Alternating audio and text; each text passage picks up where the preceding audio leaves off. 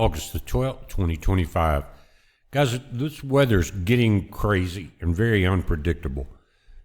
In the video last night, I talked about this system that had moved off the coast of Florida and under Alabama was setting here, and all the predicting charts, all the National Hurricane Service information said it was going to head due north.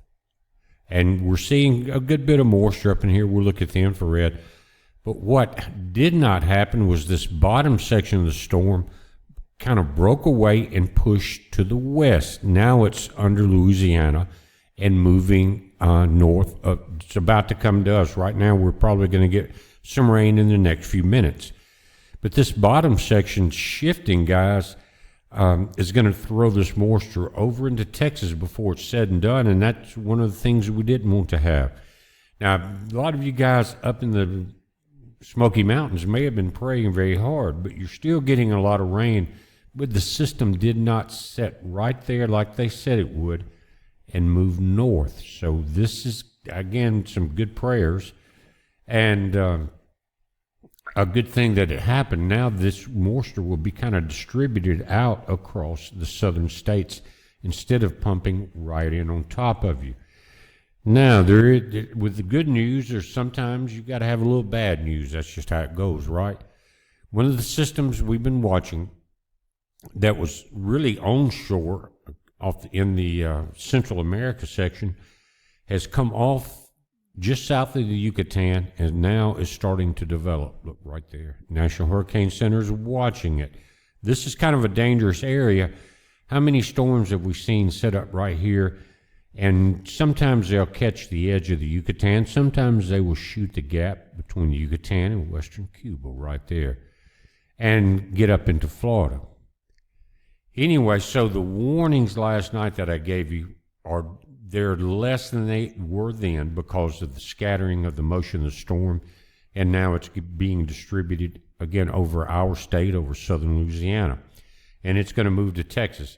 But again, let's look at the infrared, because this area that I was very concerned about is getting moisture now. Now, what happens here, we don't know yet. If it follows this track of this storm, you're just going to have more and more moisture stacked on top of each other. Let's look at that infrared.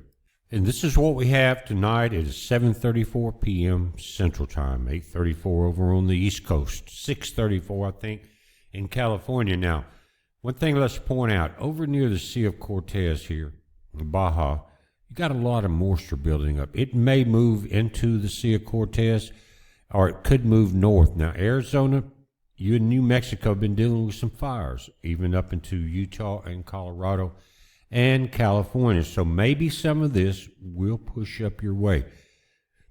Pray. If you're in those drought zones, you're getting a lot of fire, your crops won't grow, everything's ready to burn down, just say, Father, please bring some of this moisture up that way.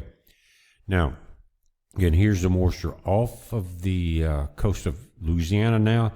And you can see the rain patterns are going up the way they said it would. But what I was talking about last night with that due north prediction from them is that we would have a continuous cycle of this system setting in the same place and moving ashore north.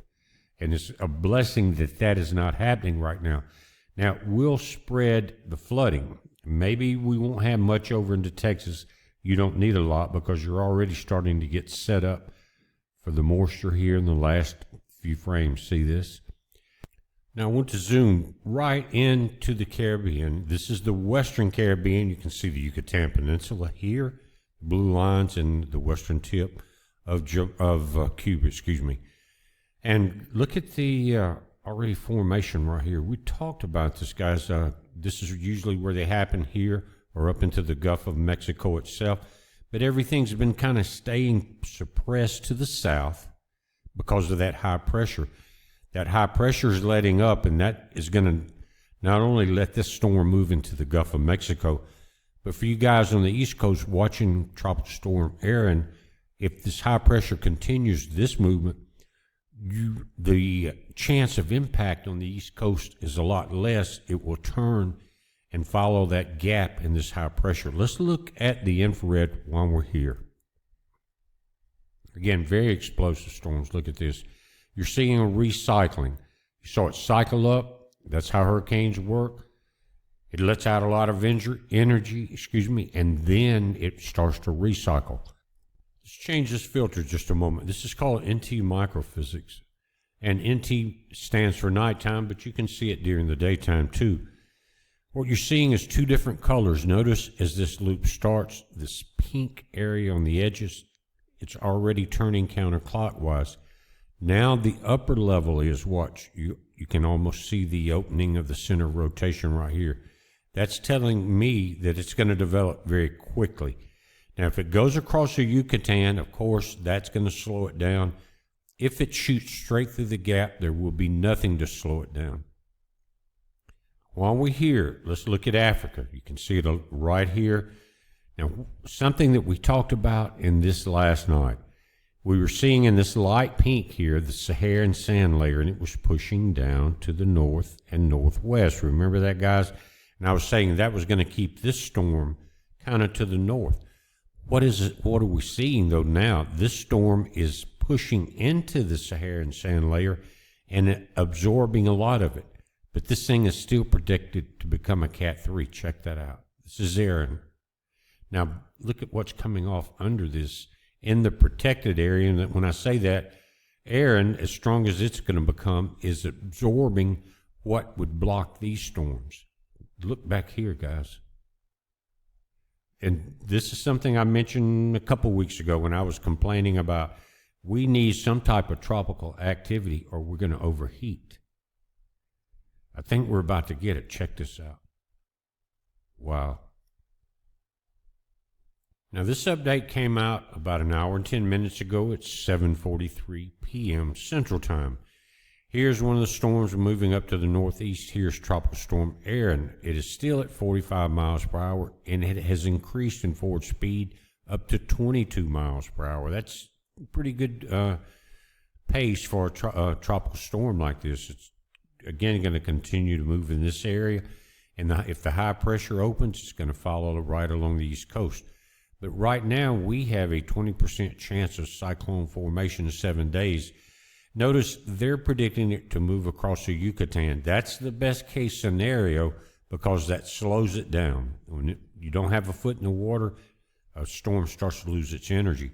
But then when it comes back out, 20% chance of development somewhere coming out of the Bay of Campeche, almost up into the Texas-Mexican border right there. See that?